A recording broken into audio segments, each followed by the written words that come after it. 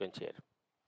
Good मॉर्निंग to you and सबका मैं धन्यवाद करना चाहता हूँ, स्पेशली साकेत सुई जी का और अजित बहादुर जी का, जिन्होंने हमें इस प्लेटफॉर्म में बोलने की इजाजत दी है। और उदय जी का भी मैं मतलब स्वागत करना चाहता हूँ, जो हमारे मार्गदर्शक रहे हैं काफी समय से। तो दोस्तों, मैं ज्यादा वक्त लेना नहीं चाहता हूँ। मैं डायरेक्टली जो हमें टॉपिक दिया गया है उस पर हम लोग चर्चा करते हैं। पहले तो पैनल कॉन्फ़िगरेशन करने से पहले मैं ऐसा सोच रहा हूँ कि थोड़ा फंडामेंटल मैं हिस्ट्री में जाना चाहता हूँ कि भाई हमें जरूरत क्या है पैनल ज्यादा वोल्टेज लेने की या इन्वर्टर के साथ कॉन्फ़िगर करने की, और वो कैसे किया जाता है। बेसिकली पैनल और इन्वर्टर एक बहुत ही मतलब अटूट क्या कहते हैं ना, कॉम्बिनेशन है। ये कॉम्बिनेशन ऐसा होता है जैसे नई शादीशुदा जब हम लोग कोई वर वधू करते हैं तो उसका पहले हम लोग क्या कहते हैं कि पंचांग देखते हैं ना, कि भाई सबके गुण आपस में मिलते हैं या नहीं, बराबर है नहीं। अगर गुण सब मिलते हैं तो कहते हैं कि भाई लाइफ ज्यादा अच्छी होगी। गुण बराबर मिलते नहीं है तो कॉन्फ्लिक्ट होता है। वैसे ही पैनल और इन्वर्टर का है। अगर पैनल कुछ अलग ढंग का है या उसका करंट या वोल्टेज कुछ अलग है और मेरा इन्वर्टर उसके साथ में प्रॉपरली कॉन्फ़िगर नहीं होता है, तो चांसेस है कि भाई अच्छा पैनल होने के बावजूद भी आपको जनरेशन कम मिलेगी, अच्छा इन्वर्टर होने के बावजूद भी आपको जनरेशन कम मिल जाती है। तो ये कॉन्फ्लिक्ट बहुत ज्यादा हो रहा है अब मार्केट में, क्योंकि आज क्या हो रहा है कि नए नए पैनल्स आ रहे हैं। पहले आपको पता है कि पॉली थे हमारे पास में, तो पॉली पे काफी R&D हुई थी और पॉली में एक स्टेबलाइज्ड हो गया था मार्केट, जहां पे आपको पता है कि भाई 2 MPPT है, सिंगल MPPT है, 4 MPPT है, और सबको कैलकुलेशन भी पता थी कि भाई 2 MPPT है तो मुझे 10 पैनल यहाँ 10 पैनल वहां पे करके सिस्टम खत्म करनी है। पर अब क्या हो गया है, अब वोल्टेज अलग आ गया है, क्योंकि जैसे जैसे पैनल की कैपेसिटी बढ़ रही है उसके मुताबिक आपका वोल्टेज, उसके मुताबिक आपकी करंट, उसके मुताबिक आपकी साइजिंग ऑलमोस्ट वेरिएशन हो रही है। Variation in the sense upward जा रही है, डाउनवर्ड तो नहीं जा रही है पर अपवर्ड जा रही है।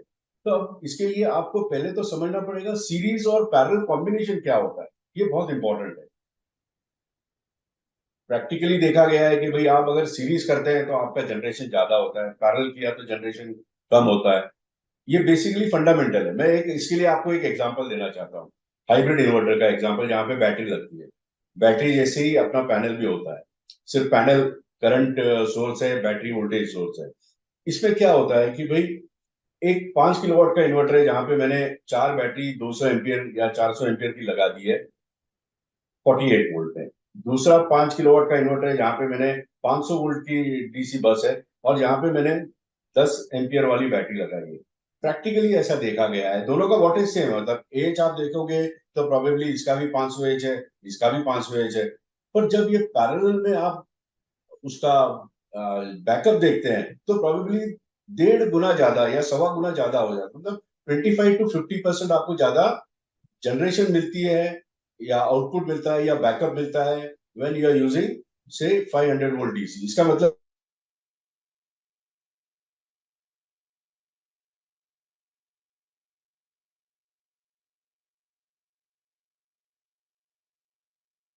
जो एनर्जी है या हीटिंग है वो ज्यादा हो जाती है। जैसे ही हीट बढ़ जाती है आपकी एफिशिएंसी कम हो जाती है। तो इसके लिए सीरीज करना कभी भी इंपॉर्टेंट है, पर सीरीज करने के लिए एक बहुत बड़ा लिमिटेशन है।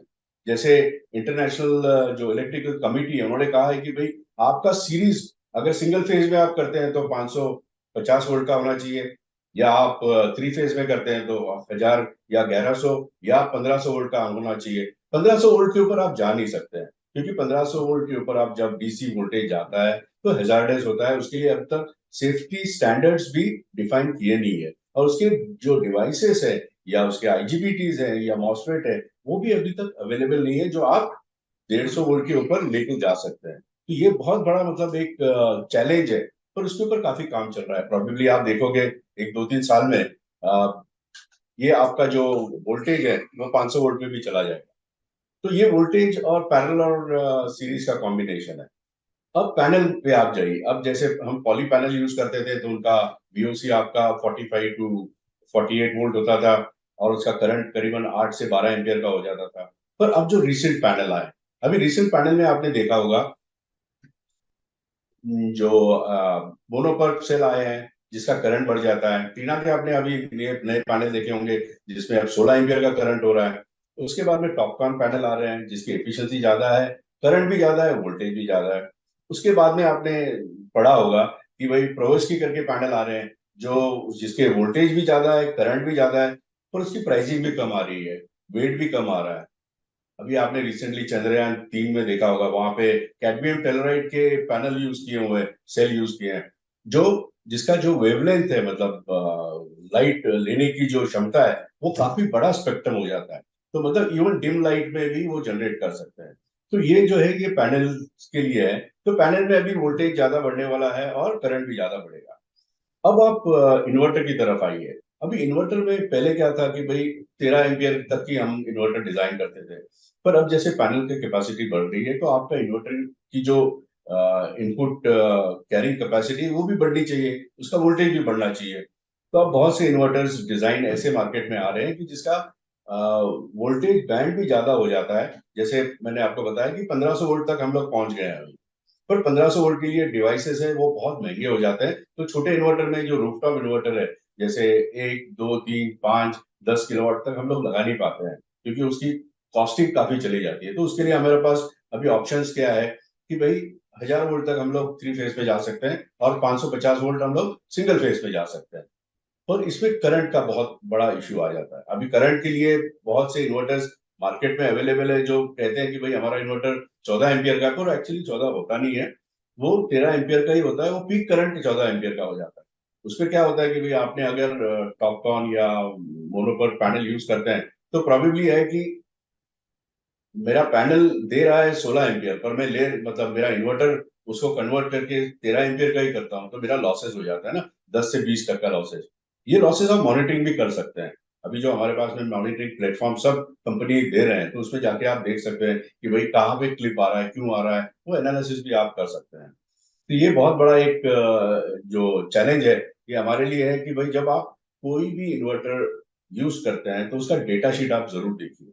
अब इस डेटा शीट में वो कहते हैं कि भाई हमारा शॉर्ट सर्किट करंट 20 एम्पियर है, पर शॉर्ट सर्किट करंट अलग होता है।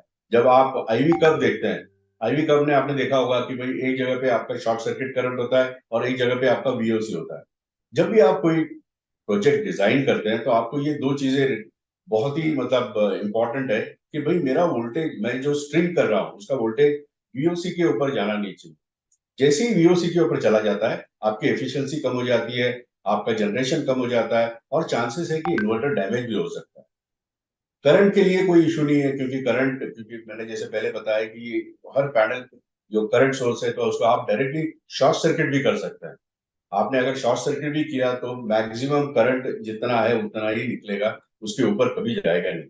जैसे बैटरी को आप शॉर्ट करते हैं तो प्रॉब्ली 100x तक करंट चला जाता है। तो ये चीजें पैनल में होती नहीं है। तो आप शॉर्ट सर्किट करंट उसका जो 18 एम्पियर है तो मैक्सिमम वो वी जो आईएमपी है वो भी करीबन 18 से थोड़ा नीचे लेके जाता है। तो पैनल का एक जो आईवी कर्व है वो भी आपको ध्यान में रखना है। दूसरा पी मैक्स करके एक आता है। पी मैक्स क्या होता है कि पी मैक्स में power maximum at particular temperature. मैंने अपना डिजाइन किया हुआ है एक सिस्टम 5 किलोवाट का, वहां पे मैं 550 वाट पीक पे पैनल यूज कर रहा हूँ। पर मुझे 550 वाट पीक मिलता नहीं है, क्योंकि मैंने ये नागपुर में लगाया है या राजस्थान में लगाया है। जैसे ही टेम्परेचर बढ़ जाता है आपका जनरेशन कम होना चालू होता है। तो हर डेटा शीट में ये लिखा हुआ होता है कि एसटीसी क्या है और पी मैक्स या एनओसीटी क्या है। यूजुअली प्रैक्टिकली ये देखा गया है कि आपका जो पी मैक्स है वो ऑलमोस्ट 10 to 15% कम आता है as compare to STC condition, क्योंकि एसटीसी कंडीशन हर जगह पे उपलब्ध नहीं होता है। कहीं पे दूर होती है, कहीं पे एयर मास अलग हो जाता है, कहीं पे विंड वेलोसिटी अलग हो जाती है। तो हर चीज में ये चेंज होते रहता है। पर ये प्रैक्टिकल हमने देखा है कि भाई पी मैक्स और एसटीसी कंडीशन में करीबन 15% का डिफरेंस आता है।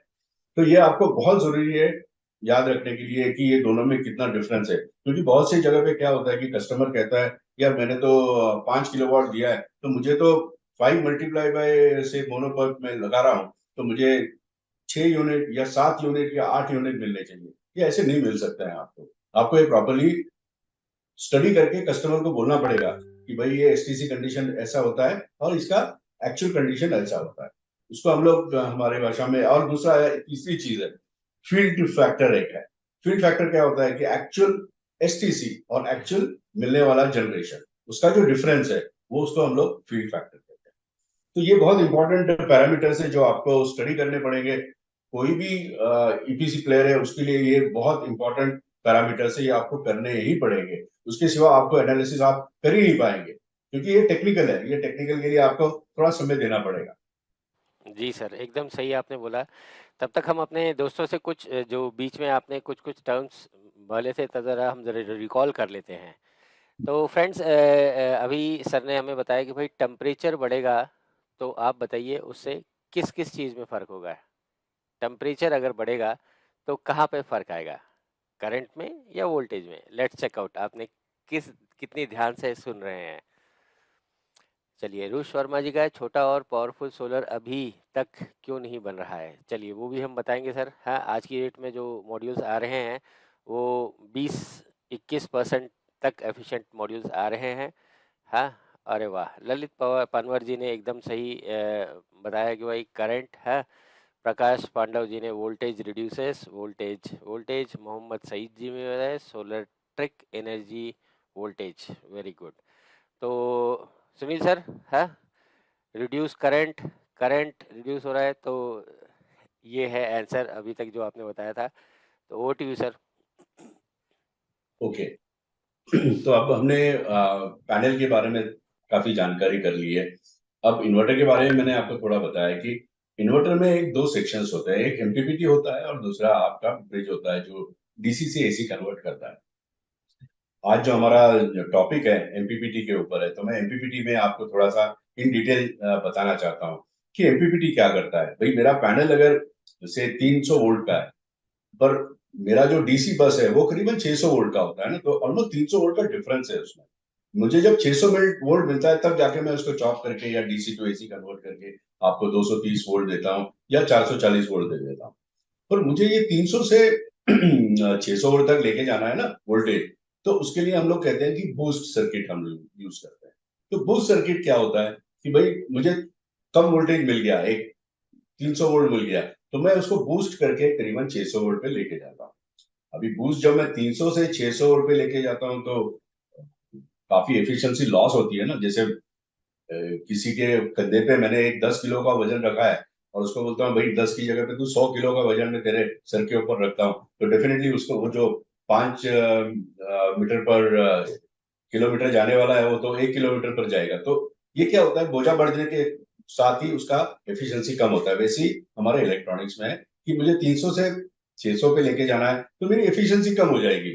मैंने पैनल यूज किया है 500 वॉट का, पर मुझे मिल रही है 300 या 350 वॉट आउटपुट। तो उसके लिए मुझे क्या करना पड़ता है, मुझे आइदर, मेरे पास में अभी दो ऑप्शंस है। एक ऑप्शन ऐसा है कि भाई मेरा जो डीसी वोल्टेज है वो 300 की जगह पे मैं 600 वोल्ट पे लेके जाऊं, या 700 वोल्ट पे लेके जाऊं, या 400 वोल्ट पे। तो जितना मैं मेरे बस वोल्टेज के नजदीक लेके जाता हूं, प्रोबेबली मुझे उसमें ज्यादा एनर्जी मिलती है, ज्यादा जो मेरा एफिशिएंसी है वो मेरी बढ़ जाती है। ये बहुत इंपॉर्टेंट पॉइंट है।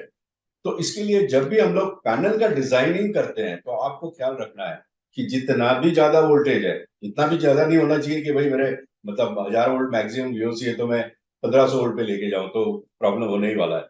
तो उसके लिए आपको जो स्पेसिफाइड वोल्टेज है उससे 10-20% आप नीचे तक लेके जा सकते हैं। मैं एक एग्जांपल देना चाहता हूं आपको जो हमने प्रैक्टिकली देखा है। जो अब हमारे पास में सिंगल एमपीपीटी के जो इन्वर्टर्स हैं, जैसे 5 किलोवाट सिंगल फेज या 5 किलोवाट थ्री फेज या 10 किलोवाट थ्री फेज, उसमें सिंगल एमपीपीटी भी आ गए। मैं जब डुअल एमपीपीटी यूज करता हूं और मैं जब सिंगल एमपीपीटी यूज करता हूं तो मेरा जनरेशन ऑलमोस्ट 5 to 8% बढ़ता है। सर 5% इज बहुत बड़ा मायने में रखता है, क्योंकि 5% मेरा ओवरऑल एनर्जी लेवल बढ़ जाता है। ये क्यों बढ़ता है? क्योंकि मैंने वोल्टेज ज्यादा रखा है, क्योंकि मेरा डीसी बस 600 वोल्ट है, तो मैंने मेरा जो डीसी वोल्टेज 600 तक लेके आता हूँ उसकी वजह से मेरा जनरेशन बढ़ जाता है। ये बहुत एक इंपॉर्टेंट चीज है। जब भी आप डिजाइन करते हैं तो आपको सिंगल स्ट्रिंग में किया तो बहुत अच्छा होता है। पहले हमारे पास में पॉली पैनल थे तो उसमें हमें क्या था कि हमें बाय डिफॉल्ट दो एमपीपीटी यूज करने ही पड़ते थे, और हर कोई मैन्युफैक्चरर जो इन्वर्टर का है वो दो एमपीपीटी वाला डिजाइन आता था। अब जाके सिंगल एमपीपीटी की डिजाइन आ गए। तो अभी ये 2 एमपीपीटी के डिजाइन आपके पास आए हैं, तो उसमें बहुत सा लिमिटेशन हो रहा है। हमने देखा है कि काफी फेलियर भी बढ़ गया है, क्योंकि लोगों को कैसे कॉन्फ़िगर करना वो अब तक पूरी जानकारी मिली नहीं है। तो साकेत सूरी ने एक क्वेश्चन आंसर सेशन किया हुआ है, तो मेरे ख्याल से वो हम लोग लेंगे तो वो बहुत फायदेमंद होगा हमारे ईपीसी प्लेयर्स को, कि जिसके कारण हम आपको बता सकते हैं कि single in single out dual two, मतलब आप जो डीसीडीबी बना रहे हैं तो उसमें सपोज 2 डीसीडीबी है या 2 एमपीपीटी है, तो उसमें सिंगल आप कैसे कर सकते हैं। सिंगल करने से फायदा एक होगा, जनरेशन बढ़ जाएगी। दूसरा, क्योंकि मैं जब मेरे पास में सपोज 1000 वोल्ट की स्ट्रिंग है, मैं 1000 ना करके 500 वोल्ट करता हूँ, तो ये वीओसी हो गया, इसका वीएमपी आपका तकरीबन 400 450 वोल्ट तक जाता है। पर मेरा जो इन्वर्टर है, मैं अगर 450 वोल्ट पे इसको लेके जाता हूँ, तो मेरा जनरेशन कम होगा और वहां पे हाई करंट निकलेगा। जैसे पैनल लगा रखा है और दोपहर के वक्त में बादल उसमें छा गया टेम्पररी, और जैसे ही बादल निकल जाता है तो उसमें हाई करंट, दोपहर के वक्त है, हाई करंट निकल के आता है, और हाई करंट की वजह से आपके इंटरनल जो एमपीपीटी के आईजीबीटीज है वो खराब हो जाते हैं। तो अब इसके लिए सोल्यूशन क्या है, तो हम लोग एक छोटा क्वेश्चन आंसर सेशन ले लेते हैं, जहाँ पे आपको समझ में भी आएगा कि उसके लिए हम लोग सोल्यूशन क्या दे रहे हैं। क्योंकि अब तक जितने भी हमने इन्वर्टर्स मार्केट में देखे हैं, ये सब डुअल एमपीपीटी वाला है। तो डुअल एमपीपीटी में आप सिंगल स्ट्रिंग कैसे कर सकते हैं, तो इसका हम लोग सोल्यूशन आपको देने जा रहे हैं। तो ये भी बहुत इंपॉर्टेंट चीज है, ये आप थोड़ा समझ लीजिए।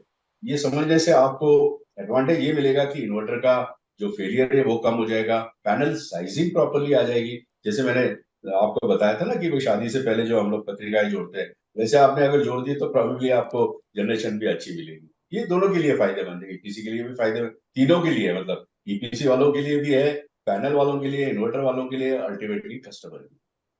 तो सुनील जी, हम सुनिए लोग सर, मेरे ख्याल से। हाँ, जी सर। साकेत सर, कुछ क्वेश्चंस जो आपके स्टैंडर्ड जो क्वेश्चंस आए थे वो ज़रा क्लियर कर लें। जी सर, क्वेश्चन से पहले मैं थोड़ा सा लोगों को बोलूंगा, एक तो कागज पेन ले लें, क्योंकि ये अब डे टू डे बेसिस पे होने वाला है। और एक ये क्या तकलीफ आ रही है, इसको भी एक शॉर्ट में बताना चाहूंगा। मान लीजिए, पहले आप एक 6 किलोवाट के इन्वर्टर में 18 पैनल लगाते थे, बराबर है। तो क्योंकि सिंगल फेस का होता था, अब हम सबको मान लो 500 वोल्ट का होता है, तो हम क्या करते थे, 9 9 पैनल की 2 स्ट्रिंग बना लेते थे। या 15 पैनल होते थे 5 किलोवाट में, तो एक 7 पैनल की या एक 8 पैनल की स्ट्रिंग बना लेते थे। अब क्योंकि मोनो के पैनल आ गए, तो अगर आप 15 पैनल की सिंगल स्ट्रिंग भी बनाते हैं, बराबर है, तो आपका 500 वोल्ट 600, आपको 15 पैनल की स्ट्रिंग बनाते हैं तो 500 वोल्ट के ऊपर चले जाता है, बराबर है। बट जब आप मोनो के पैनल यूज करते हैं तो आपका 9 पैनल में काम हो जा रहा है। तो 9 पैनल में जब आपका काम हो जा रहा है तो आपका 500 वोल्ट के अंदर आ गया। तो आपके पास तो इन्वर्टर में डबल एमपीपीटी है, चाहे सिंगल फेज हो चाहे 3 फेज में भी डबल एमपीपीटी आता है। तो क्या ये 9 पैनल जो आप लाए 540 के, या क्या आप जो 11 पैनल लाए 540 के, क्या आपको इसको सिंगल स्ट्रिंग में कनेक्ट कर देना चाहिए? ये एक हमारे मन में सवाल रहता है, क्योंकि ये 500 वोल्ट के नीचे आ गया। दूसरा सवाल ये रहता है कि क्या हमने ऐसा करना चाहिए कि जो 9 पैनल आए हैं, इसको 4 पैनल की एक स्ट्रिंग बना दे, 5 पैनल की एक स्ट्रिंग बना दे। तो इसी के इन एंड अराउंड मेरे ये 3 4 क्वेश्चन हैं, जो अब आप लोगों को समझ में आ गया होगा कि किस विषय पे है। कि हमने 9 पैनल लगाने हैं 5 किलोवाट में, तो 9 पैनल की सिंगल स्ट्रिंग बनानी है 540 की, या एक 4 पैनल एक 5 पैनल की बनानी है। अब इस संदर्भ में क्वेश्चन आंसर शुरू होने जा रहे हैं। मैं चाह रहा हूं आप लोग कागज पेन लिखें। सुनील सर, मेरा सबसे पहला क्वेश्चन ये है, मेरे कल 5 से 6 मैन्युफैक्चरर से भी बात हुई थी, परसों भी कुछ डिस्कशन हुआ था, कुछ आपसे भी डिस्कशन हुआ था। आज मैं अगर 540 की डेटा शीट पढ़ता हूं, चाहे मोनोफेशियल हो चाहे बायफेशियल हो, तो वो लगभग लगभग उसमें लिखा रहता है 42 वोल्ट 13 एम्पियर, इसके आसपास लिखा रहता है। तो 42 वोल्ट तो मैं समझ गया, अगर मेरा सिंगल फेज है, 500 वोल्ट का मेरा 550 वोल्ट का इन्वर्टर होता है, तो मैं 10 पैनल 11 पैनल जो है सीरीज में लगा सकता हूँ, या 12 पैनल भी सीरीज में लगा सकता हूँ, बराबर है। बट वो 13 एम्पियर है। तो 13 एम्पियर तो डेटा शीट पे लिखा हुआ है कि भाई ये 13 एम्पियर है। तो फिर मैं सिंगल स्ट्रिंग बना के सीधे लगा दूं, मुझे तकलीफ क्या आ रही है इसमें 13 एम्पियर में? मेरा सबसे पहला क्वेश्चन ये है। अ, अब जैसे आपने जो प्रश्न पूछा है, इसमें क्या होता है, ये जो इन्वर्टर मैन्युफैक्चरर्स हैं या पैनल मैन्युफैक्चरर्स हैं, ये आपको देते हैं एक्चुअली एसटीसी कंडीशन वाला एक तो करंट देते हैं जो 13 एम्पियर आप बता रहे हैं। पर क्या होगा अगर मैंने बाइफेशियल मॉडल यूज किया, हमें तो पता नहीं, मैन्युफैक्चरर्स को पता नहीं होता है, इन्वर्टर मैन्युफैक्चरर्स की, भाई आप वहां पे बाइफेशियल यूज कर रहे हैं या मोनो यूज कर रहे हैं या सिंगल वाले यूज करते हैं। तो बाइफेशियल में क्या होता है कि आपका करंट बढ़ जाता है, मतलब 13 एम्पियर की जगह पे वो प्रॉबेबली आइडियल कंडीशन में 16 एम्पियर तक चला जाता है। पर मेरा तो एमपीपीटी मैंने 13 एम्पियर का ही कर रखा है ना, तो मुझे फिर क्या होता है, कस्टमर को जनरेशन मिलता नहीं है, उसमें क्लिपिंग आ जाता है, और क्लिपिंग आने से आपका जो हीट है वो भी बढ़ जाता है। जो क्लिपिंग लॉस जो होता है ना, तो लॉस हीट फॉर्म में होता है और वो बढ़ जाता है। तो आपका प्रॉबेबली इन्वर्टर का जो एमपीपीटी सेक्शन है उसमें से ज्यादा करंट निकल के आता है और वो स्टेबल नहीं रहता है ज्यादा समय, प्रॉबेबली 6 महीने या 8 महीने में उसका एमपीपीटी फेलियर आ जाता है। तो उसके लिए आपको क्या करना पड़ेगा, हाई वॉट पीक के जो इन्वर्टर्स है, जहाँ पे एक्चुअली अभी इन्वर्टर में मैं आपको ये साकेत जी बताना चाहता हूँ कि इसमें भी बहुत से लोग खेल रहे हैं। जैसे खेल रहे हैं इन द सेंस क्या है कि भाई मैंने सिर्फ 16, मतलब आपको चाहिए 18 एम्पियर, तो मैं सॉफ्टवेयर से 18 एम्पियर कर देता हूँ। प्रैक्टिकली होता नहीं है, क्योंकि आपको अगर सिर्फ सॉफ्टवेयर से करके फायदा नहीं, सॉफ्टवेयर करेंगे आप तो थोड़े समय के लिए चलेगा। जैसे मैंने किसी इंसान को एक बूस्टर, एक क्या कहते हैं ना, एक इंजेक्शन दे दिया कि भाई तुझे 10 किलोमीटर है, वो 15 किलोमीटर तक दौड़ेगा थोड़ा बूस्ट इंजेक्शन से, पर वो हर वक्त नहीं दौड़ेगा, कभी ना कभी उसमें फेलियर आ जाएगा। वैसे ही इसमें है कि लोगों ने क्या किया है, इसी सॉफ्टवेयर बढ़ा दिया है, हार्डवेयर वही रखा हुआ है, वही आईजीबीटी है, वही इंडक्टर है, वही कैपेसिटर्स है। अगर आपको चेंज करना है तो ये पूरा चेंजेस होता है, और ये चेंजेस में काफी एक्सपेंसिव भी हो जाता है। तो ये कोई कोई करता नहीं है कंपनी, सिर्फ आपको, ये मोस्टली हमने देखा है कि जो छोटे चाइनीज कंपनी है, ये आपको भाई यहाँ पे मैंने मटेरियल मंगा के रख दिया है और आज मेरे पास में मोनो की पॉली की जगह मोनो पैनल आ गए, तो बोलते भाई आप एक काम करो, ये फॉर्मवेयर लोड कर लो, आपका ऑटोमेटिक हो जाएगा। ऐसे नहीं होना चाहिए, एक्चुअली उसमें हार्डवेयर चेंजेस भी होने चाहिए। तो ये क्या कहते हैं कि भाई चलो आज इनके पास में माल पड़ा है तो मुझे टेम्पररी, बोलते हैं ना हम लोग, जुगाड़ करके हम लोग टेम्पररी सोल्यूशन देते हैं। तो ये टाइप के मार्केट में बहुत से लोग आ गए कि जो सॉफ्टवेयर से अपग्रेड कर लेते हैं। तो आपका जो प्रश्न है कि भाई मैंने 14 एम्पियर का लिया है पर मुझे लॉसेस भी हो रहे हैं, ये लॉसेस इसके कारण हो रहे हैं क्योंकि बाईफिशियल आप पैनल यूज करते हैं। बाईफिशियल में आपको ज्यादा करंट की रिक्वायरमेंट हो जाती है, तो उसके लिए आपका inverter should be compatible, to get to, मतलब वो उतना ऑब्जॉर्व करने की ताकत होनी चाहिए, और वो भी कंसिस्टेंटली होनी चाहिए। तो ये बहुत इंपॉर्टेंट चीज है। तो मेरे ख्याल से आपको ठीक से जवाब मिला या नहीं? नहीं नहीं सर, मैं समझ गया। इसमें जैसे कि आपने बताया कि अगर मान लीजिए बायफेशियल गेन होता है जो कि 25-30% तक हो सकता है, तो 13 एम्पियर का अगर 16 एम्पियर हुआ तो वो क्लिपिंग कर देगा। तो वो क्या होगा कि जो ऊपर की पावर बन रही है वो लॉस हो जाएगा। आपने बताया कि वो गर्म हो सकता है, उसमें आगे चल के प्रॉब्लम आ सकती है। तो ये थोड़ा गलत है। तो सर इसी से संदर्भ में भी मुझे समझ में आ रहा है कि कुछ कंपनियों ने 15 एम्पियर के इन्वर्टर निकाल दिए हैं, या उनके आने वाले 15 एम्पियर के इन्वर्टर। तो क्या ये 15 एम्पियर सफिशियंट होगा? नहीं, 15 एम्पियर भी सफिशिएंट नहीं है। आपको एक्चुअली लेके जाना है 16 या 18 एम्पियर तक लेके जाना पड़ेगा। कोई कोई कंडीशन ऐसी आ जाएगी कि जहाँ पे आपका करंट ही 15 एम्पियर के ऊपर जा रहा है, वहां पे वो वही लॉस होने वाला है। तो ये जो 14-15 एम्पियर में बहुत सा आपको डिजाइन चेंज होता नहीं है, मैंने जैसे बताया आपको सॉफ्टवेयर मैंने कर दिया, वो चल जाता है। पर आपका जब 15 एम्पियर के ऊपर चला जाता है तो आपको रिक्वायरमेट आपकी एक्चुअली बढ़ जाती है करंट की, और वो आपके इन्वर्टर में वो फैसिलिटी होनी चाहिए। जो अभी हमारे पास में एक सीरीज है 5G प्रो प्लस करके आ रही है, तो उसमें हमने ये 18 एम्पियर का प्रोविजन दिया हुआ है। उसमें हार्डवेयर चेंज भी है, उसमें सॉफ्टवेयर चेंज भी है, तो आप यूज कर सकते हैं। अच्छा सर, इसमें कुछ लोग, अब जैसे आपने बताया सिंगल स्ट्रिंग रख ली हमने 9 पैनल की, कुछ लोग क्या करते हैं कि एक स्ट्रिंग 4 पैनल की कर देते हैं, एक स्ट्रिंग 5 पैनल की कर देते हैं। और कुछ लोग क्या करते हैं कि ये 9 पैनल की सिंगल स्ट्रिंग रख देते हैं। मान लीजिए आपका इन्वर्टर जो है वो एक 13 एम्पियर का उसके पास है, ऑलरेडी बेचारे के पास 13 एम्पियर का ही इन्वर्टर है उसके पास, या 15 एम्पियर का ही इन्वर्टर है। तो अब वो अगर डबल स्ट्रिंग करता है तो मेरे हिसाब से उसका जनरेशन लॉस हो जाएगा, क्योंकि 4 पैनल की वोल्टेज इतनी कम होगी कि वो सबरे बहुत देर से शुरू हो जाएगा शायद से। और अगर वो उसको सिंगल स्ट्रिंग बना देता है मान के चलिए, तो वो 13 एम्पियर में क्लिपिंग हो जाएगी। तो वो उसको कैसे एक स्ट्रिंग बना के दो करे, जिसके बारे में आपसे कल डिस्कशन भी हुआ था, इस बारे में थोड़ा बताइए। और दोस्तों बहुत इंपॉर्टेंट पार्ट है, इसको जरूर नोट करेंगे, ये बहुत इंपॉर्टेंट पार्ट है और ये लगभग हर कंपनी के लिए कॉमन है। ऐसा नहीं कि आपको आज की डेट में जाके 18 एम्पियर का इन्वर्टर खरीदना है, 16 एम्पियर का इन्वर्टर खरीदना है। अगर आपके पास 13 एम्पियर का ऑलरेडी इन्वर्टर है, आपके मैन्युफैक्चरर के पास 16 एम्पियर का इन्वर्टर नहीं है, तो आप उसको भी यूज कर सकते हैं, बट एक तरीके से यूज कर सकते हैं। तो सर इसके बारे में प्लीज बताइए हमें। ये बहुत एक इंपॉर्टेंट क्वेश्चन है, क्योंकि मैंने जैसे बताया कि हर मैन्युफैक्चर, इन्वर्टर मैन्युफैक्चरर्स हैं, उनके पास में लेटेस्ट टेक्नोलॉजी अभी नहीं है, क्योंकि टेक्नोलॉजी अवेलेबल होती है चाइना जर्मनी में, वो आती है बनती है फिर अपने यहाँ पे आ जाती है, उसमें लगभग 2-3 महीने चले जाते हैं। तो ये जो अभी साकिब जी ने बताया कि भाई मेरे पास में इन्वर्टर है 2 MPPT वाला, और मेरे पास में 540 वाट के पैनल है, तो मैं कैसे यूज करूँ? मेरे पास में एक ऑप्शन है कि मैं भाई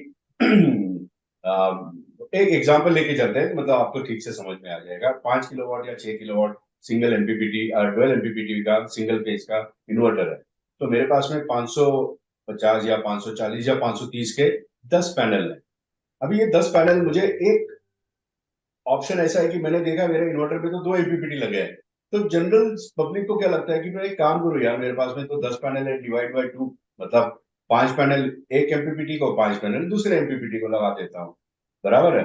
पर इसमें लिमिटेशन यही हो जाती है कि भाई मेरे पास में तो अभी पैनल 540 वाट के हैं, 540 वाट के पैनल का ही करंट अगर 14-15 एम्पियर है, बाईफिशियल लेते हैं तो ज्यादा हो जाएगा, मोनो लेते हैं तो 14 एम्पियर का होगा, तो 14 एम्पियर में 13 एम्पियर की जगह पे दो सीरीज करके लगाता हूँ, तो प्रॉबेबली चांसेस है मेरा एमपीपीटी में उसको ज्यादा करंट होके वो खराब हो जाएगा। दूसरा चैलेंज इसमें कि वोल्टेज कम हो जाएगा, जैसे ही वोल्टेज आपका 200 250 या 400 वोल्ट आ जाता है, वो भी वही प्रॉब्लम होगा जैसे मैंने आपको एग्जांपल दिया है कि मुझे बूस्ट करने के लिए बहुत ज्यादा ताकत लगेगी, तो मेरी एफिशिएंसी डाउन हो जाएगी। और बहुत से इन्वर्टर्स मार्केट में आज अवेलेबल है कि जिनका जो स्टार्टअप वोल्टेज है वो तकरीबन 250 या 300 वोल्ट के ऊपर है, तो वो तो चलेगा ही नहीं अर्ली मॉर्निंग और लेट इवनिंग में, फिर वहां पे प्लेटो, मतलब आपका जो जनरेशन लॉस सुबह और शाम के वक्त में ज्यादा आ जाएगा अगर आप। तो अभी इसके लिए ऑप्शन क्या है? इसके लिए ऑप्शन है आपके पास में तो अभी नए जो टेक्नोलॉजी आ रहे हैं उसमें हमने क्या किया है कि आपने एक सीरीज करके पैनल लगा दीजिए, पर मैंने एक सीरीज किया तो मुझे वापस लिमिटेशन करंट का है, पर वो करंट किल करने के लिए हम लोग वाई कनेक्टर टाइप का जो केबल है वो यूज कर सकते हैं। साकिब जी, हमारे पास में एक डायग्राम हमने बना के रखा है, जी वो अगर मैं शेयर कर लूं तो मेरे ख्याल जी। से सबसे बहुत ही इंपॉर्टेंट है। यस। दोस्तों, सर ने क्या बोला, जैसे मान लीजिए अपन 5-5 पैनल की या 4 और 5 पैनल की स्ट्रिंग बनाते हैं, तो इन्वर्टर हमारा लेट स्टार्ट होगा, जल्दी बंद होगा। और हम सिंगल स्ट्रिंग बनाते हैं तो सिंगल स्ट्रिंग में भी क्या होगा, करंट ज्यादा हो जाएगा, इन्वर्टर भी जल सकता है, जनरेशन में क्लिपिंग भी होगी। तो ये 4 डायग्राम बनाए हैं, इसके आप लोग स्क्रीनशॉट भी लें। ये 4 तरीके से हम लोग जो है सिंगल स्ट्रिंग को 2 भाग में कैसे ब्रांच कर सकते हैं, ये 4 ऑप्शन से। ये सुनील सर, अब आप सर एक एक डायग्राम को जूम करके, जैसे ऑप्शन 1 ऑप्शन 2, इसको थोड़ा सा, एंड ये ऑप्शन सर प्रेफरेंशियल सीक्वेंस में है ना, कौन सा ऑप्शन, हाँ हाँ हाँ जी। इसके बारे में बताएं सर प्लीज। अभी इसमें हमने क्या किया है कि 500 वाट पीक पैनल अगर आपको यूज करने हैं डुअल एमपीपीटी के लिए, ये जान लीजिए कि 2 MPPT जहां पर है वहां पे मुझे 550 या 500 वाट पीक के पैनल यूज करने हैं। ये किसके लिए कर रहे हैं कि भाई अभी मेरे पास मेरा एमपीपीटी का करंट कम है, पर मेरे पास में 2 MPPT है, तो मैं दोनों एमपीपीटी कैसे कार्यरत कर सकता हूँ अपने ये डिजाइन में, तो ये इसके लिए चार्ट बनाया हुआ है।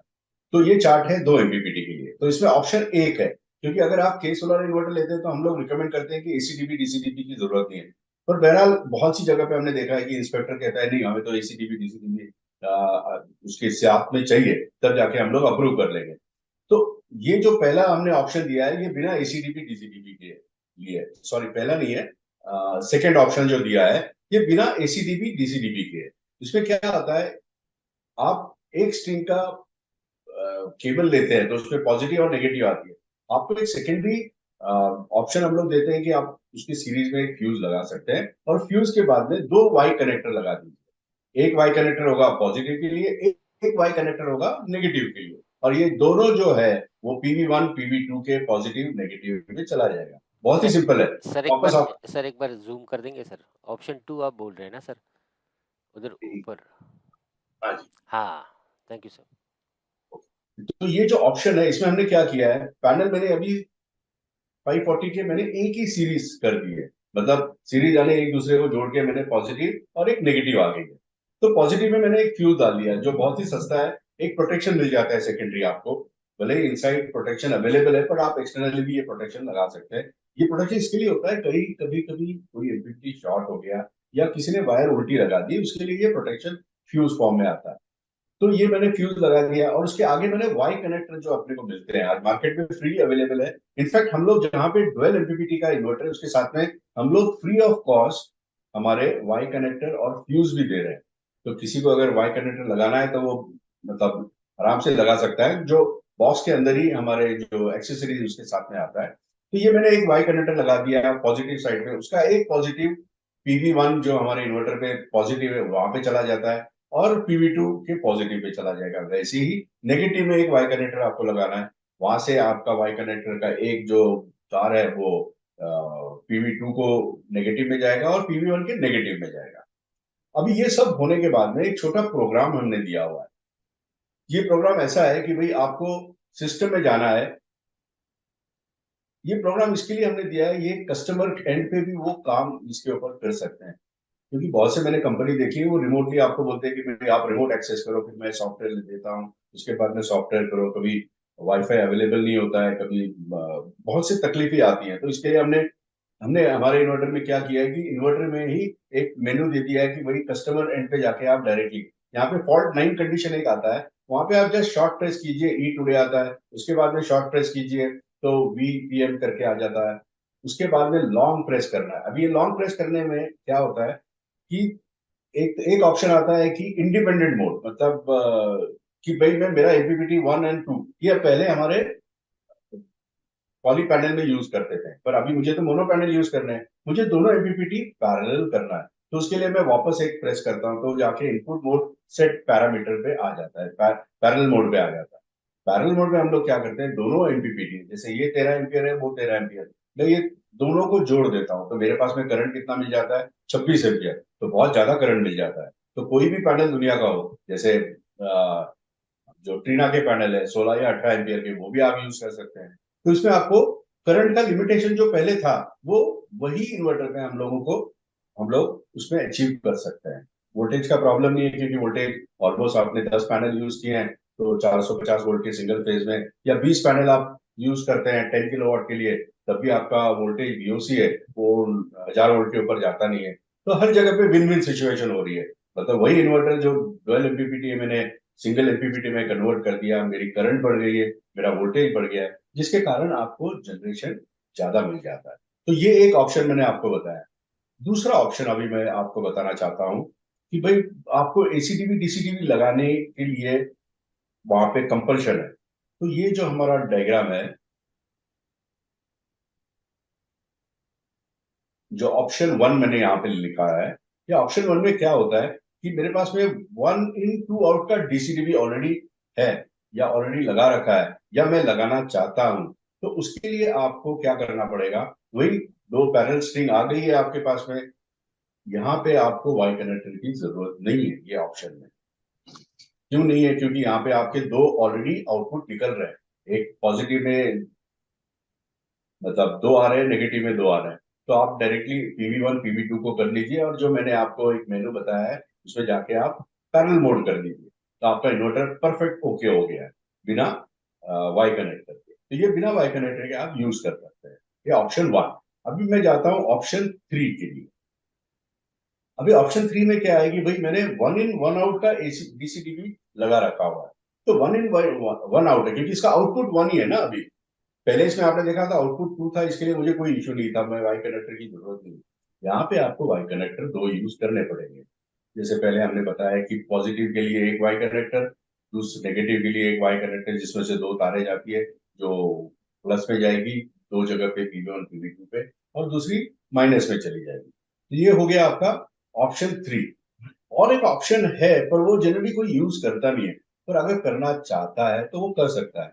ये है DCDP, मतलब 2 in 2 आउट। ये हार्डली, मतलब ये तो एक्सपेंसिव जाता है, तो मेरा रिकमेंडेशन है ये आप मत कीजिए, इसकी जरूरत नहीं पड़ती है। पर इसके अगर आप यूज भी करते हैं तो आपको इनपुट में पॉजिटिव में दो वाई कनेक्टर लगाने पड़ेंगे। ये इनपुट में लगाने पड़ेंगे, आउटपुट में नहीं है। तो इनपुट में मैंने क्या किया है, मेरा सिंगल स्ट्रिंग आ गया है, मैंने दो उसको ब्रांच कर दिए, एक जाता है पॉजिटिव को, एक जाता है इंटरनल नेगेटिव को, और वापस बाहर जो है वहां पे आपको वाई कनेक्टर की जरूरत नहीं, वहां पे डायरेक्टली आप माइनस में माइनस लगा दीजिए, प्लस में प्लस लगा दिए, एक ब्रांच के लिए, दूसरे ब्रांच में PV2 के लिए माइनस प्लस कर दीजिए। तो ये भी बहुत सिंपल है। पर इसमें भी आपको वापस जाके ये जो प्रोग्राम हमने दिया है वो आपको करना पड़ेगा। दूसरा दोस्तों, हमने इसमें एक व्हाट्सएप नंबर भी यहाँ पे मैंने दिया है। ये व्हाट्सएप नंबर इसके लिए डेडिकेटेड हमने दिया है कि जो भी कोई कस्टमर या ईपीसी प्लेयर करना चाहता है, उसको कोई दिक्कत आती है तो उसने जस्ट एक व्हाट्सएप पे PAR करके टाइप करके हमें मैसेज भेजना है। जैसे ही मैसेज हमारे पास में आ जाता है, हम लोग वीडियो कॉन्फ्रेंस के थ्रू उसको समझा देंगे कि कैसे करना है, क्या है, क्योंकि ये टोटल नया है। आपने 2-3 प्रोजेक्ट्स अगर हैंडल प्रॉपरली कर लिए ना, तो आपको कभी दिक्कत फ्यूचर में नहीं आएगी। क्योंकि हमने अभी देखा है कि बहुत से लोग गलती से थोड़ा यहाँ का वहां कर लेते हैं, तो उसकी वजह से काफी हमें परेशानी झेल रहे हैं। तो इसके लिए हम लोग बहुत से कस्टमर को कहते हैं कि भाई इसमें वारंटी नहीं मिलेगी। बहरहाल हम लोग वारंटी देते हैं, ऐसा नहीं कि नहीं है, पर ये कॉशियस लेने के लिए हम लोगों ने ये लिखा हुआ है कि वारंटी फेल होगी। दूसरा दोस्तों, मैं इसमें और एक मतलब इनपुट डालना चाहता हूँ कि बहुत से जो एसीडीबी डीसीडीबी हैं, जो हल्के हैं या लो क्वालिटी के हैं, जो प्रॉपरली टेस्टिंग करके आते नहीं है, तो उनमें मैंने देखा है कि कभी कभी यहाँ की वायर वहां लग जाती है। और हम लोग जब हमारे एमपीपीटी को कनेक्शन करते हैं, तो वहां पे कभी कभी फॉल्ट आ जाता है या जल जाता है आपका डीसीडीबी।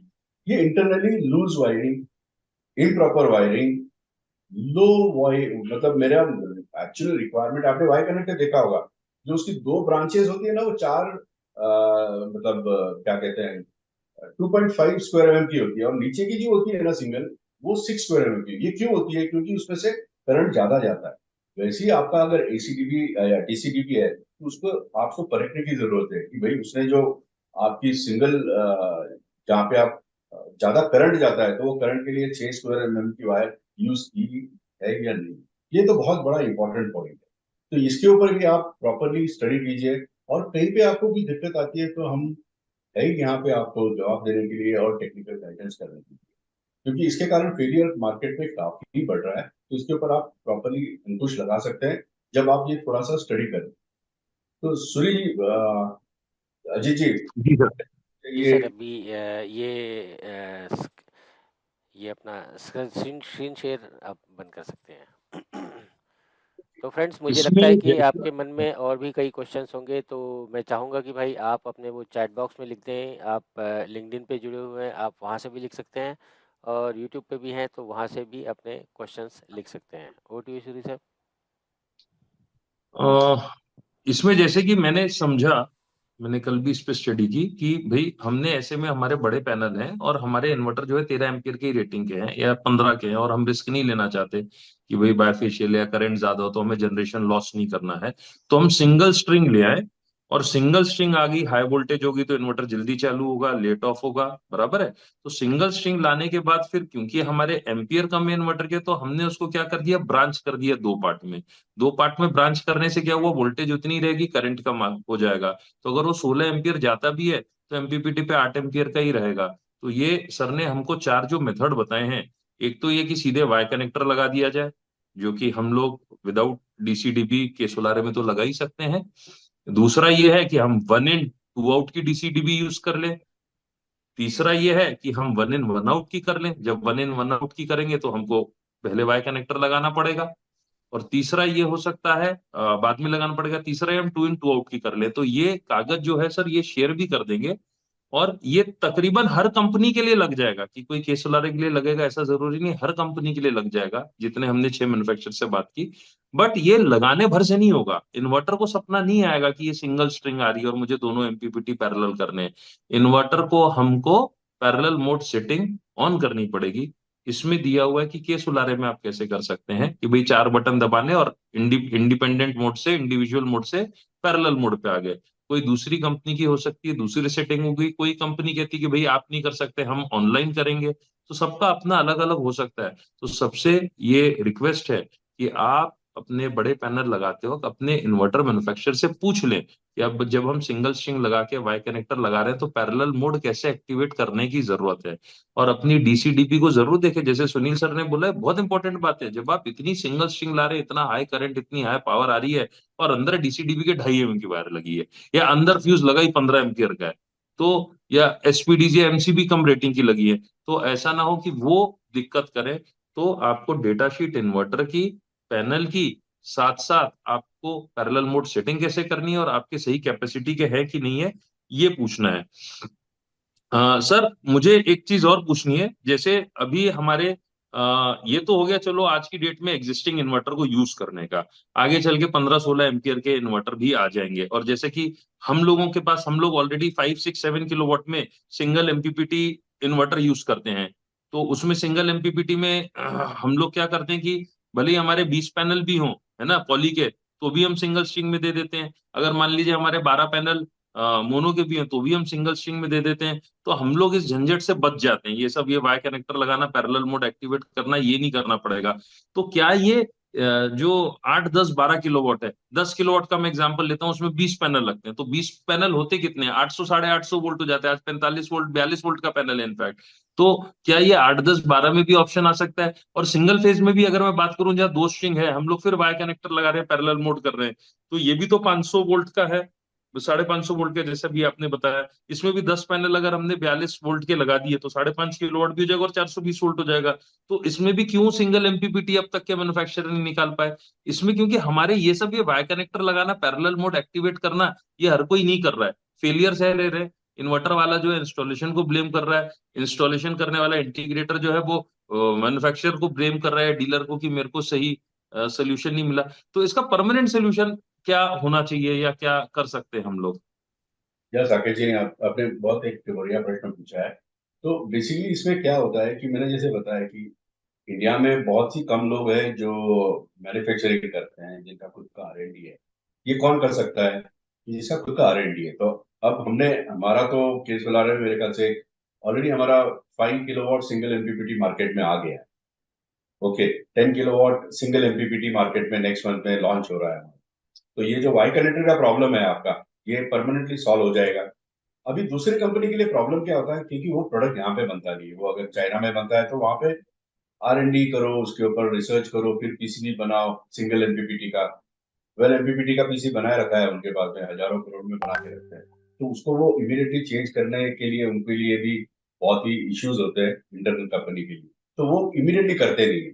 तो हमने, हमारे पास में ऑलरेडी इमीडिएटली हमने ये बना के रखा है। तो प्रॉब्ली 5 किलोवाट सिंगल फेज का तो हमारा ऑलरेडी अवेलेबल है। तो आपको चाहिए तो आप आपके मतलब कस्टमर्स जिनको सिंगल एमपीपीटी डायरेक्टली करना है बिना वाई कनेक्टर के, वो यूज कर सकते हैं जो प्रोडक्ट हमारे पास में अवेलेबल है।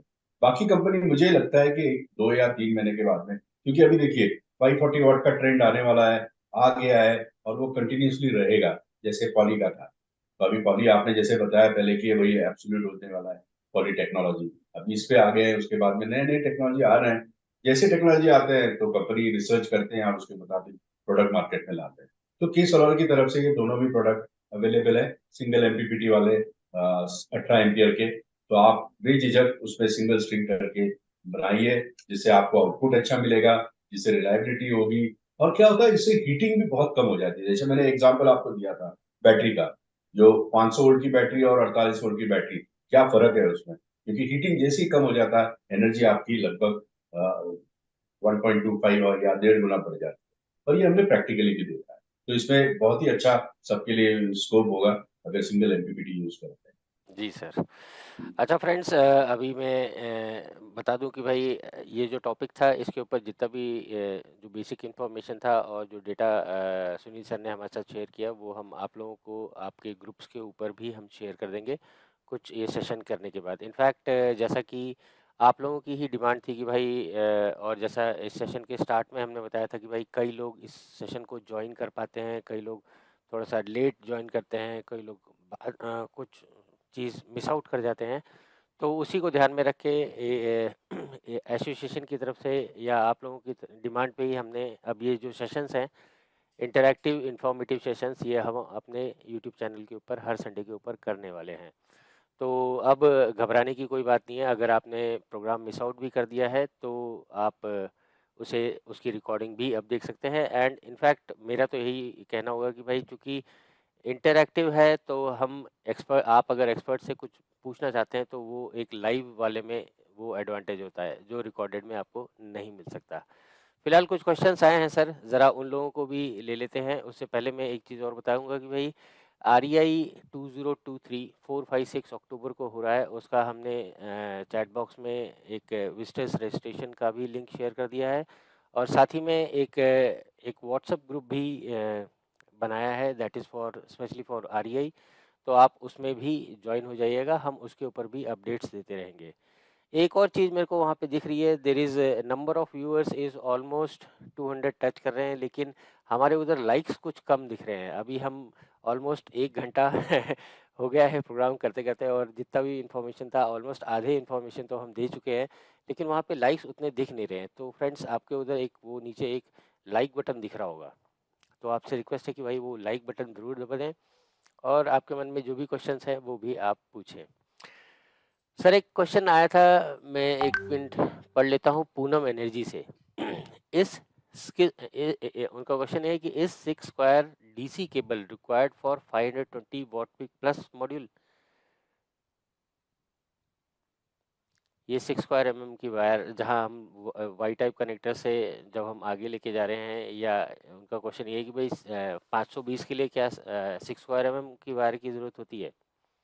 हाँ, अगर आपका करंट ज्यादा है, अगर आप बाइफिक्शियल यूज करते हैं या आपका ट्रीना के पैनल यूज करते हैं, तो वहां पे 6 स्क्वायर की वायर लेना जरूरी है। जैसे मैंने ये देखी, ये वाई कनेक्टर है आपके सामने। ये वाई कनेक्टर, ये जो तार है ना, देखेंगे आप, ये पतली तार है ऊपर वाली, क्योंकि ये पैरेलल में जाती है। जो अपना एक एमपीपीटी में जाएगी, ये दूसरे एमपीपीटी में जाएगी। और नीचे की तार है, ये बहुत ही मोटी होती है, ऑलमोस्ट 6 स्क्वायर की है। तो ये 4 या कोई 2.5 स्क्वायर की यूज करता है। तो यूजली जितना ज्यादा स्क्वायर की आप वायर यूज करेंगे, आपको ज्यादा परफॉर्मेंस अच्छा मिलेगा। ये मतलब प्रैक्टिकली और थेरोटिकली दोनों में सबको पता है। तो बेटर यूज, मतलब उसमें क्या है कि ये छोटी चीजों में प्रॉब्ली आपका 100 एक रुपए का नुकसान होगा, पर वो नुकसान लॉन्ग टर्म में फायदेमंद होगा कस्टमर एंड पे और ईपीसी प्लेयर के लिए। और दूसरा, अच्छा जैसे सर, मैंने एक और इसमें क्वेश्चन आया है कि भाई ये जो आपके हाथ में अभी जो वाई टाइप कनेक्टर आप दिखा रहे हैं, इसमें भी कोई मेक या इसमें भी कोई स्पेसिफिकेशन चेक करना होता है? हाँ, जैसे इसकी डेटा शीट देखिए, जो भी देता है ना, तो डेटा शीट देखिए, और उसमें कुछ आईसी अप्रूवल होता है, वो आपको देखने पड़ते हैं। पर ये मेरे ख्याल से ना, इंडिया में कोई बनाता नहीं, ये सब चाइना में बनते हैं। और मैंने लगभग बहुत सी कंपनी देखी है, पर आपने अगर, मैं अगर उसका वीडियो आप शेयर करेंगे तो आप यूज नहीं कर पाएंगे ऐसे। तो सर मैं मतलब इसमें इस, 2 चीजें ऐड करना चाहूंगा कि अजीत जी, ये वाई कनेक्टर जो है, अगर आप सर का ऑप्शन 1 दिखेंगे वो यूज करते हैं तो वाई कनेक्टर लगाने की जरूरत भी नहीं है। वो फर्स्ट ऑप्शन इसीलिए दिया गया है कि अगर आप डीसीडीबी आप लगा ही रहे हैं, जैसे हम लोग नहीं लगाते डीसीडीबी, ठीक है, तो हम तो सेकंड ऑप्शन में जाते हैं, हमें वाई कनेक्टर लगाना है, और के सोलारे के साथ क्या है, वाई कनेक्टर मिल जाता है फ्री, तो हमको तो ज्यादा दिमाग नहीं दौड़ाना उसमें, और कभी किसी को अलग से भी चाहिए हो तो हम दे देते हैं। बट अगर आप फर्स्ट ऑप्शन देखिए जो शीट शेयर की थी, तो उसमें वाई कनेक्टर की जरूरत ही नहीं है। आप नॉर्मली अपने डीसीडीबी, क्यों ये 200 रुपए का कनेक्टर लेना, आप अपने डीसीडीबी वाले को बोले कि 1 in 2 आउट दे दे, वो अंदर से ही ब्रांच हो जाएगा। बट जब अंदर से ब्रांच हो रहा है, तो उसके अंदर जो तार है, वो कम से कम जब 1 in, मैक्सिमम डीसीडीबी वाले खासकर सिंगल फेज में अंदर 2.5 mm की वायर लगाते हैं, ये भी हम लोगों ने परसों देखा। तो क्या है, जब आपकी सिंगल स्ट्रिंग आ रही है 10 पैनल 12 पैनल की, तो चलो पैनलों में तो 4 mm की वायर लगी हुई है, तो 4 mm भी आ जाएगी वहां तक के, तो ठीक है। बट डीसीडीबी के अंदर घुसते साथ ही जो 1 in है, वो अगर 2.5 mm की लगी है, तो हमारा तो पूरा पर्पस ही डिफीट हो गया 4 mm की वायर लाके। तो वहां पे डीसीडीबी वाले को बोलना चाहिए कि भाई नहीं, हमें आप अच्छी क्वालिटी की 4 mm की डीसी वायर बेस्ट क्वालिटी की ही लगाए। या अगर मान लीजिए आगे चल के जैसे सर ने बताया कि 10 किलोवाट में भी सिंगल स्ट्रिंग आ जाएगा, तो उस समय पे हम लोग 6 mm की वायर लगाए 1 in 2 आउट में। जी सर, ये एक सॉरी फॉर इंटरप्शन, बट मुझे ये पॉइंट थोड़ा सा लगा कि बताना चाहिए नहीं नहीं, सबको। डेफिनेटली पूनम एनर्जी की तरफ से भी ऐसा ही एक इनपुट आया था कि भाई 1 in 2 आउट डीसीडीबी भी यूज कर सकते हैं। जी, चलिए ठीक है। बाकी और एक है कि भाई आप जब भी डीसीडीबी लेते हैं ना, तो प्रॉब्ली मेरा रिक्वेस्ट ऐसा है कि उनसे आप एक टेस्ट रिपोर्ट, टेस्ट सर्टिफिकेट होता है ना, वो ले लीजिए कि भाई ये मैंने डीसीडीबी एक्चुअल लगा के चेक किया है। क्योंकि मैंने बहुत सी जगह पे, मेरे जो टेक्नीशियंस, जो इंजीनियर, सर्विस इंजीनियर, वो कहते हैं कि सर आधा तो टाइम हमारा उनका डीसीडीबी में ही वायरिंग चेंज करने में चला जाता है। क्योंकि ये लोग क्या करते हैं, ये मैन्युअली बनाते हैं ना, मतलब, तो इनको कहना है कि भाई जो सप्लायर है, मैं सप्लायर को भी रिक्वेस्ट करता हूँ, कोई अगर ये फोरम पे है, तो भाई आप, आपका जो डीसीडीबी बनाते हैं 5 मिनट जाएगा, बस उसको एक सप्लाई इन पे देना है डीसी, और पे आता है कि नहीं प्रॉपरली चेक करना है। ये अगर चेक हो जाता है ना, तो हमारी आधी परेशानी तो इसी में चली जाती है, मतलब उसमें हम लोग रेक्टिफाई कर पाएंगे। ये जी अपनी अपनी जवाबदारी नहीं है कि भाई डीसीडीबी पे जाके हम लोग वो रिपेयर करें। तो ये मैन्युफैक्चरर ने एक छोटा टेस्ट रिपोर्ट देना चाहिए कि मैंने ये टेस्ट किया है बकायदा, तो अपने ये परेशानी से दूर हो जाएंगे हम लोग। जी ओके। सर, जी सर। हाँ तो जी। फ्रेंड्स मैं एक्सपेक्ट करता हूँ कि भाई अभी जितने भी जो नए-नए मॉड्यूल्स आ रहे हैं 540, 500, 545, 530 और उसके बाद जो टॉपकॉन आने वाला है या फिर कहते हैं कि भाई आगे उसका मतलब कि बायफेशियल तो आ ही गया है, टॉपकॉन भी आ गया है, एचजेटी भी आ रहा है। तो उसके हिसाब से मार्केट में इन्वर्टर्स भी आएंगे और उस हिसाब से हम लोग अपनी तैयारी भी कर रहे हैं।